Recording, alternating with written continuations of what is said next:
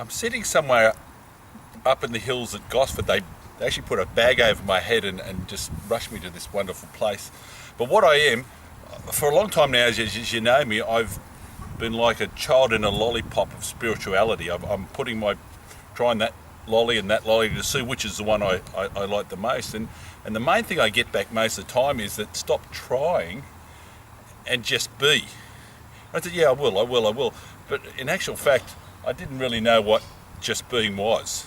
You know, I suppose it's a cliche or something. So I kind of met Robyn on Facebook, or Robyn Collins. Yes. And Robyn's down here at Gosford, and she invited me down to the Conscious Living Meditation Weekend. Yeah, this is my business is Conscious Life Meditation, and this is called the Pure Mind Retreat. Pure Mind Retreat. For a pure mind. Well, tell me how it works. Okay. So what's really interesting is how you're saying that there's like these cliches. There's all these so many different modalities and cliches of what spirituality is, or what spiritual awakening is, or what is enlightenment. What does it mean? And we're always constantly getting drawn to that those conversations of presence and just being. And of course, we have wonderful philosophies and teachers like Eckhart Tolle, you know, and then we've got so much to learn about. We've got so much to read. There's books, there's everything out there, and it is like you can be in a lolly shop of consciousness, and we'll taste this lolly and taste this lolly and taste this lolly, and yet we continue to just keep on trying all these. Well, searching. Yes, searching. Well, that's what I've been doing. Yeah, searching and trying to find the answer to what does that really mean. Like, what does just be really mean? Yeah. And so we get all these theories, and we get people tell us, or we read it in a book. But what I know, because I've had that experience myself over the years, I was seeking and searching and doing all modalities and healing and doing psychometry and you name it, travelled the world, done pilgrimages, constantly searching to try to find that true spiritual peace that we're getting told that we are.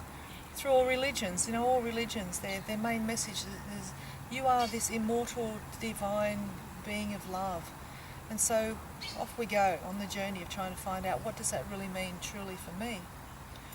And so we gather tools, we gather practices, we go to teachers, we do all these modalities, and constantly we're still grabbing to try to work out, is this it? Is this it? And the funny thing that happened for me is like I just kept on coming up towards this dead end. And after 15 years, I was just basically totally saturated and over it. I was just over the spiritual searching, and my journey began from healing the grief of separation from the loss of my daughter. And still 15 years later, I'm thinking, well, these are all good theories, and a lot of it was working, and it does work. They're all pointers. Mm-hmm. But there was still this part that was not, it just wasn't really feeling that it was knowing the truth. And so I just threw it all to the wind. I just went, I'm over it. I'm over the spiritual journey. And I'm over seeking and searching, and so I'm just going to go back and be me and just live. Mm-hmm. Well, that was the moment when the concept of awakening occurred. When I stopped searching, when I stopped trying to use all these things externally to make myself try to get this knowledge or this belief about what spiritual awakening is. And when I stopped it all, well, there it was. It was in that's the presence. It was in a place that that was the place of being and stopping. So what I realised, and I was given a lot of visions through the universal mind of consciousness, where I was constantly getting shown that through the eyes of the universal mind, or God, whatever it is that you call it, all we are is just this witnessing presence. All the universe is just witnessing everything that's occurring. You know, it's not judging, it's not trying to do something in order to know what it is to be consciousness. It just is, it's just being. And we get that reflected to us by nature. Nature's just being. You know, this tree here is not saying to this tree, oh, you're not enlightened and you've got to try this technique, or I'm more beautiful than you are. You know, nature in itself is just being. And it's still. And even when the winds and the storms are raging, there's still this stillness that's grounded for the trees and the earth in its life force.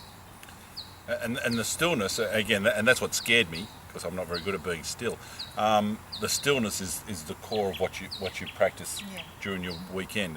It's not using other techniques, it's just being in that moment and still. Yeah, well, the thing is, when people come to my workshops and they come to learn something, and as I said, if you come here, don't come here to learn anything. Come here, and if you're going to do anything, you're going to unlearn everything that you've learnt to be real and true from that concept. So what I know is that from 14 billion years ago, from before anything in creation existed, so 14 billion years ago, from nothing, just from a place that's even really hard for our minds to get around the concept of how amazing this creation is. From nothing came everything into being. So this is the concept of the Big Bang. So what we do is, we're actually from the place of pure consciousness, the Big Bang. This is a theory about, probably just an easy way to explain it. From the Big Bang, an explosion occurred, and it was consciousness creating itself into form in order to experience itself, in order to know the essence of where it came from, what its original cause is. So what happens is, we as humans, as part of that creative force, we go out looking everywhere. Oh, maybe you can tell me who I am, you can tell me who I am. And this technique will tell me who I am, or this product will tell me who I am, and or this book will tell me who I am. But what happens is, we're still trying to externally get an answer. But the truth is actually when we stop asking all the questions, as I said, that's what happened to me. Stop asking all the questions, stop seeking, stop searching, and just know that in the place of silence, before all things began, that is the ground of being, that is our true essence, that is the infinite and eternal love that it is that we're all searching to go back to. We're looking for this love in all these places. And it's been pretty good. I have to say, I did nod off a couple of times, but I've been blissing out. It's been quite blissful. Yeah. So it's a lovely experience. Yeah, and because you've been guided into to not fixate or grasp onto things. So when you're naturally, because you're naturally thinking and you're naturally trying to look for an experience, I'm guiding you to stop looking for the experience, stop trying to make something happen, and just be present and watch what is arising in that silence. Because what is arising in the silence is the content of consciousness, and we cannot awaken while ever we keep on holding on to the content. The awakening occurs when we actually just sit quietly in the consciousness itself. We open ourselves to just experience more and more of that spaciousness. And we have to be really accountable to be accountable for all of those things that are distracting, like our thoughts, our emotions, our genetics, our belief systems, our cultural conditioning, our psychological conditioning. As a human beings, we come into this world, and the moment of conception, and then right from the womb, we are actually getting downloaded and with all these different belief systems of our parents. So we have that. We learn about our emotional bonding with our parents and what that love and security is. And then from 7 to 14, then we go to school, and then we start learning thoughts and belief systems. And then we move into 14 to 21, and then we start experiencing life, and that's where we become an identification, and we define ourselves as, young man, young woman, and doing what we do. And all of those things are just natural. That's a natural human experience. But they're also the things that get in the way of us being able to truly access our true being, our true selves. And one of the other things that is a distraction is our spiritual beliefs. So we have a quadrant of our emotions, our thoughts, our physicality, and also our spiritual beliefs. So how we define our experience through thoughts, emotions, physicality, and spiritual beliefs. So when we actually learn that these things are all distractions on our journey of awakening, and we consciously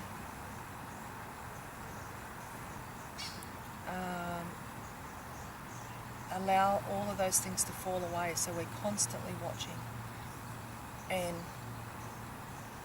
and learning how, when that all falls away, what is left is our true nature.